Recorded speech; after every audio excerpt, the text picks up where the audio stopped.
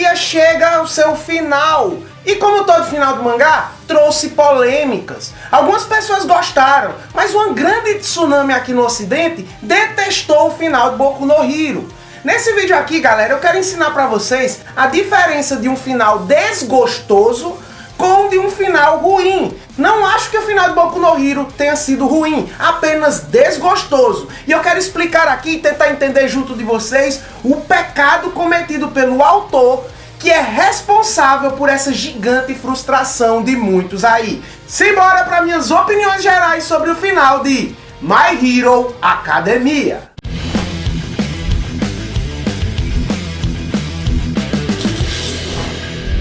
Olá galera, eu sou o Gink Tassiano e galera, esse vídeo aqui não é para fanático e nem para hater. O fanático não participa do debate construtivo sobre a análise narratológica do que a obra foi, do que a obra é, porque ela é incapaz de ver fissura, de ver erro. O fanático engole tudo a seco. Então, todo o apontamento dele é enviesado, ignorando fissuras ou contrapontos que a obra tem de negativo. E o hater também. O hater é pior ainda. Teve muito hater aí que nem sequer leu o mangá e saiu espalhando como se tivesse sido o pior final do mundo. Saiu espalhando coisas que não aconteceu. Isso, tem fake news sobre o final de Boku no Hero circulando na internet. O hater só quer odiar, só quer tacar o ódio. E ele não tem poder, sinto muito hater, você não tem poder para dizer se uma obra é boa ou ruim. Se o final foi bom ou ruim. Porque você só analisa tudo pelo filtro do ódio. Aqui eu quero realmente estruturalizar e tentar compreender porque esse final foi desapontador para tantas pessoas. Se inscreve, deixa o like, aquelas coisas que ajudam o canal, aquelas coisas, botão de hype, estoura aí. Simbora, galera. Galera, primeiramente vamos destruir as fake news aí que são responsáveis por muita gente que nem sequer leu odiar o final do Boku no Hero. Tem gente que nem viu o final e odeia o final do Boku no Hero Academia. E tem muita fake news por trás disso, então já vou desmentir algumas. Não, o Bakugou não virou o herói número 1. Na verdade, tem cena no último capítulo para qualquer um que lê, mostrando que o Bakugou tá caindo de ranking porque ele não é a pessoa mais amável do mundo. E a interação dele com a sociedade sempre extrapola pro negativo, pois ele é rude. Não, o Bakugou também não está comendo a Uraraka, como muitas fanfics hentai aí descreveram, Deku corno, Bakugou pegando a Uraraka. Não, na verdade eles nem sequer têm interação, Bakugou e Uraraka, e esse chip mesmo com esse espaço aí não dá pra acontecer porque o Bakugou não leva jeito com mulheres. No penúltimo capítulo, ou antepenúltimo, mostra como o Bakugou não consegue se aproximar de mulheres, fica meio acuado e até ignorante. Então, ele não é bom namorador. Sinto muito pra quem levantou a bandeira Bakugou Alpha, não sei o que. Ele não é bom namorador. E acima de tudo, não! O Midoriya não termina a obra como um professor sem poderes lá encostado na academia da UA. Ele termina como herói. Ele volta a ser herói, obedecendo a premissa inicial da obra, onde uma pessoa sem individualidade pode ser um grande herói. Então, Midoriya não terminou CLT aí. Na verdade, o próprio emprego de herói no universo de Boku no Hero é ser CLT. Então, todo mundo é CLT. Não sei porque esse meme fincou só no Midoriya. E eu não vou nem precisar desmentir que não, ele não tá trabalhando no Bob's e etc. Agora vamos pro papo sério. Galera, finais shonens acabam tendo 3 premissas ou 3 formatos comuns em seu final. Às vezes o autor utiliza um deles para marcar o fechamento de sua obra, às vezes utiliza os 3 deles no mesmo final. Vamos citar essas três fórmulas e ver quais delas o autor de Boku no Hero aplicou e quais delas ele fracassou em aplicar. As fórmulas comuns e presentes nos finais da shonen começam geralmente pelo cíclico e o repetitivo, que é o regresso ao ponto de partida, climatizando um novo recomeço. É você terminar em seu final com um paralelo em como você começou, dando aquele ar de que a história está continuando, o ciclo está se repetindo, a próxima geração segue adiante e vários elementos que você viu no começo agora se repetem, lhe indagando um novo início. Isso tem em Boku no Hero sim, através do garoto Dai, que é um garoto que se sente fracassado e vulnerável por sua individualidade mequetrefe e pergunta ao próprio Midoriya se ele pode ser um herói. E o Midoriya, que eu sabia que isso ia acontecer, respeita essa fórmula do cíclico, dizendo a ele que ele pode ser um herói, assim como o All Might, o símbolo da paz, disse ao próprio Midoriya no começo. Isso é comum em obras como Toriko, que o final do Toriko termina com a mesma premissa, a mesma introdutória do início, só que no lugar de dizer as maravilhas do planeta Terra, no Toriko diz as maravilhas do universo e do espaço, abrindo assim a jornada para novas caçadas. É sempre esse gosto de vai continuar, do mesmo ponto de partida. Katekyo Hitman Reborn também termina meio que assim, onde o Tsuna volta ao ponto de ser tutorado pelo Reborn em uma nova jornada. E Shingeki no Kyojin, que mostra o círculo das eras, mostrando que a guerra sempre irá existir. Eu vou pular a Fórmula 2 porque foi nela que o autor fracassou. Vou direto para a Fórmula 3, sempre presente, na arquitetura sempre presente em finais shonens, e essa arquitetura é mais incomum, porém está sim presente em algumas obras, que é o trágico e pesar, ou distopia. É a vitória amarga. É quando uma obra termina apresentando em seu universo os resultados da guerra, da batalha ou da jornada de uma forma mais amarga, de uma forma mais deprimente. Agora os heróis venceram, só que o mundo está distópico, não tem aquele gosto de vitória, tem simplesmente o ressoar de tristeza por tudo que eles perderam. Às vezes o protagonista termina em tragédia, então alguns autores gostam de usar esse elemento mais obscuro, esse elemento mais de sentimento do pesar nos finais de suas obras. A gente tem um exercício disso em JoJo Bizarre Adventures parte 5, na qual o autor Araki trabalha a tragédia grega para com o final dos personagens principais de JoJo. E agora sim, o outro elemento, a outra arquitetura presente em finais de obras é o mais presente em todos da Shonen Jump, é o épico e epopeico. São os finais com elementos memoráveis, elementos eternos que irão durar mesmo um futuro onde a obra continuaria. As conquistas do protagonista seguem com o universo e ele é reverenciado. É aqui que a galera se frustrou. Os feitos do protagonista é aquele épico, galera, é terminar épico. O protagonista começou fraco e X, ele termina Y, ele termina na ascensão, ele conquista com muito esforço aquilo que ele era vazio, uma casca, aquilo que ele era subestimado, ele termina como ícone de inspiração para as pessoas. Embora isso possa ser empregado em Boku no Hero, o ícone de inspiração, como em outros shonens de batalha, é mais direto e mais epopeico, é sempre presente, e você imagina que a jornada daquele herói viaja junto com o seu universo. Por exemplo, o final de Naruto, onde o Naruto se torna um Hokage respeitado nas 5 grandes nações. Antes mesmo disso, na Batalha de Pen, ele é reverenciado por toda a sua vila. Aquele garoto que era desprezado, agora é o núcleo onde orbita a sociedade ninja. Depois de Naruto, mesmo com essa história mequetrefa aí de Boruto, não importa, o universo anda junto com a conquista do Naruto. Ele é iconizado. E a gente, como leitor, pega, porque a gente se projeta no protagonista muitas vezes. Na verdade, isso é um erro que eu acho que algumas pessoas cometem aí, se projetar demais nos protagonistas e se frustram quando a história do protagonista não termina muito bem como eles queriam. Eles se sentem traídos, eles sentem que fracassaram junto, ou que não conquistaram o ápice do sucesso. Yu-Gi-Oh! Também termina assim, que o épico, o que o Yugi realizou na parte 1, é lembrado, referenciado até no GX, não só ele, como outros personagens, Kaiba, Pegasus. O sucesso dos personagens anda com a história. E é aqui que provavelmente o autor meteu a pedrada no coração dos leitores, por isso eles não gostam.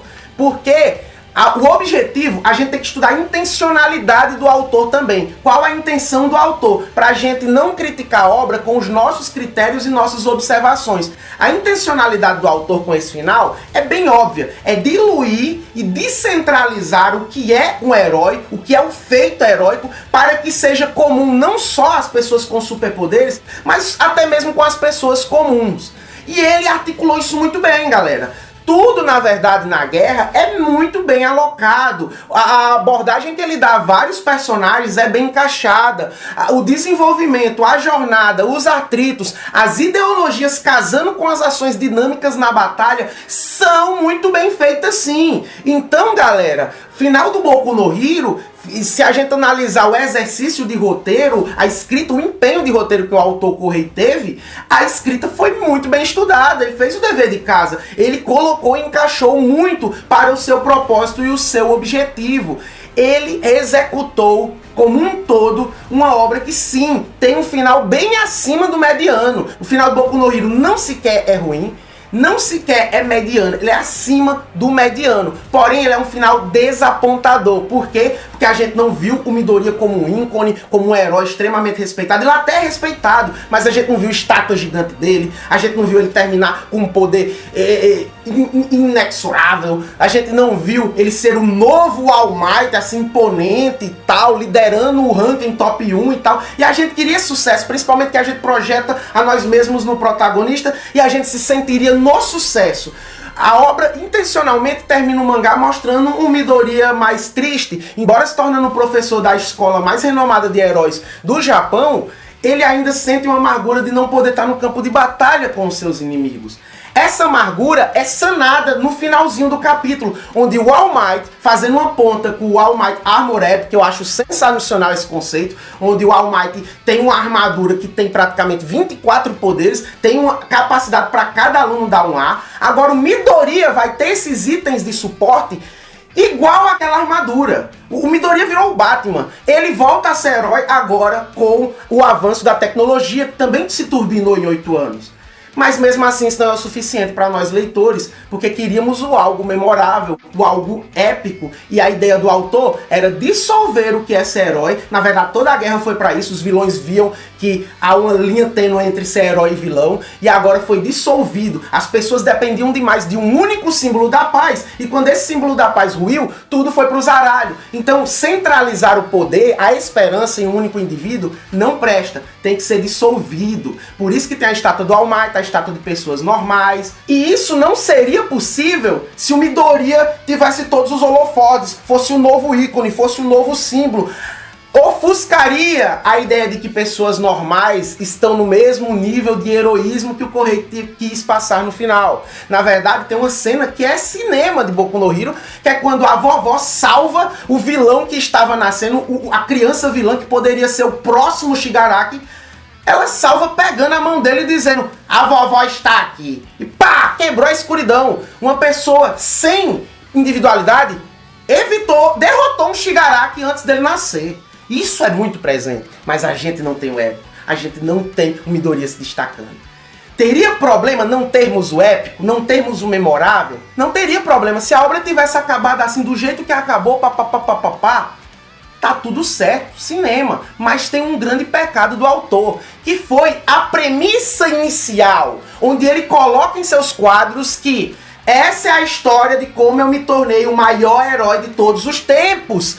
Ele planta a expectativa. Geralmente eu culpo o leitor por projetar suas expectativas e depois culpar o autor quando elas são quebradas. Mas aqui o próprio Correi plantou a expectativa nas pessoas. Plantou que ele ia usar a arquitetura de fórmula épica, epopeica, memorável, com o final do trajeto da história do Midoriya. Ele usou, se eu não me engano, não sei se podemos chamar de Flash Away, um jogo narrativo onde você diz o final no começo e a gente olha como chegou naquele final.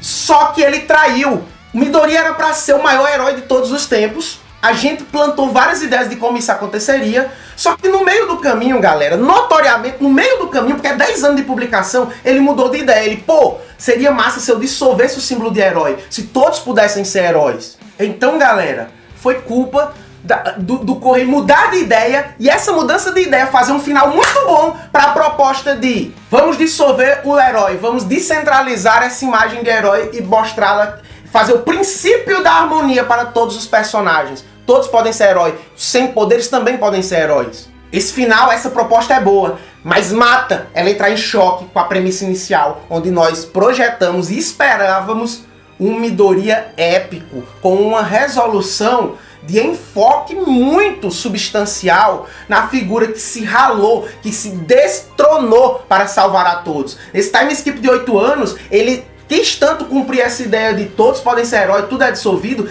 que parece que o Midoriya, que é o grande retentor do sucesso, nem parece que tinha tantas pessoas torcendo para ele, gritando para ele. em 8 anos, foi dissolvido, foi obscurecido por ele não atuar mais como herói ativo? Como assim? Beleza, ele tem um reconhecimento, é um professor fodão, é um herói icônico do passado, mas isso foi o suficiente? Aquela guerra deveria nos entregar um destaque muito maior para o Midoriya. Só que se existisse esse destaque, o autor não conseguiria o seu objetivo, que era todos são iguais, todos são harmonicamente heróis. É esse o motivo de frustração dos fãs, porque, de fato, o autor mudou no meio do caminho e chocou com a sua proposta inicial da obra. É esse. Então nos frustra e cria-se esse elemento de final desgostoso, porque esperávamos algo épico para com o protagonista, algo que colocasse ele acima dos outros, e foi, ah não, ele é importante, mas todos são. Gerou um gosto azedo. E para terminar, galera, chips, casaizinhos. Ô, Tassiano, a obra não é sobre casalzinho. Sim, mas isso é um núcleo importante para algumas pessoas. Principalmente mulheres. A Shonen Jump, ela não é moleque. Ela sabe que está vendendo para o público feminino também. E quer se alimentar desse público feminino também. E mulheres gostam das relações de personagens. Eu gosto das relações de personagens. Então eu gosto de sim ver os casaizinhos se realizando no final. E 8 anos, galera. 8 anos dá tempo demais pra o Correio nos mostrar alguém namorando. Mas Tassiano, não era sobre isso! Beleza, tá bom, aceito sua premissa que não era sobre isso, então não teve um núcleo de casalzinho que faz parte da onda otaku, da onda produção, da onda finalização de personagens. Beleza, não era a intenção dele, mas ele flertou com isso e colocou elementos narrativos sobre como a Uraraka estava apaixonada pelo Deku. E no final, a Uraraka nem sequer fica ao lado do Deku lá, nem sequer mostra uma foto dizendo que eles começaram a namorar. Nada, nada! A Uraraka, que tinha uma paixão significativa, isso foi usado até em conflitos, em batalhas contra a Toga, simplesmente em 8 anos não alimenta sua paixão e não fica com o Deku. Meu amigo, eu queria aí o casal Momo, a maravilhosa, a gasosa, meu amigo, Momo é uma loucura, com o Todoroki, melhor casal. Mas, no mínimo, tinha que ter o Uraraka e o Midoriya, porque o autor colocou isso. Ah, não era a proposta fazer casalzinho, então não flerte com a ideia. Muita safadeza. O Mashima do Fairy Tail fez a mesma coisa. Fica entregando fanservice, a obra todinha, e quando chega na finalização, não entrega de fato o fanservice. Não entrega o que o fã quer. Não entrega o que pessoas que gostam de formar casais querem. Então, isso é o ser um autor. Desapontou muitas pessoas que queriam sim ver o elemento de relacionamento aflorar e serem expostos nesses 8 anos. E nada disso foi feito. Ele centralizou demais na sua ideia de como a sociedade deveria difundir, resetar uma nova visão do que é ser herói.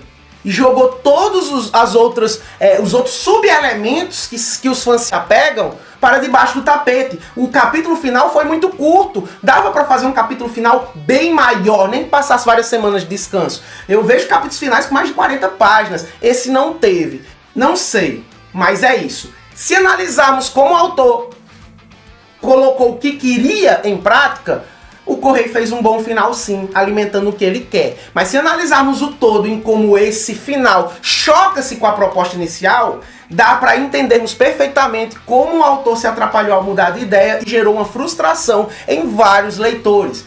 Gerou um final desgostoso, não um final ruim. Pegaram a ideia? Deixem nos comentários aí o que acharam do final do Boku no Hero, o que acharam desse vídeo. E eu estou fazendo um super vídeo analisando todos os tópicos da guerra, todas as batalhas, todas as significâncias, e tenho que mandar a real. Naquela guerra de Boku no Hero Academia, o Correio mandou muito bem. Eu vou listar os pontos positivos e negativos nesse super vídeo, então cola no canal, porque quando ele sair, será um vídeo bem diferenciado aqui no canal, tanto a nível de tempo de vídeo, quanto a nível de análise. E eu vou contar com todos vocês nele. Forte abraço a todos vocês, galera, e valeu!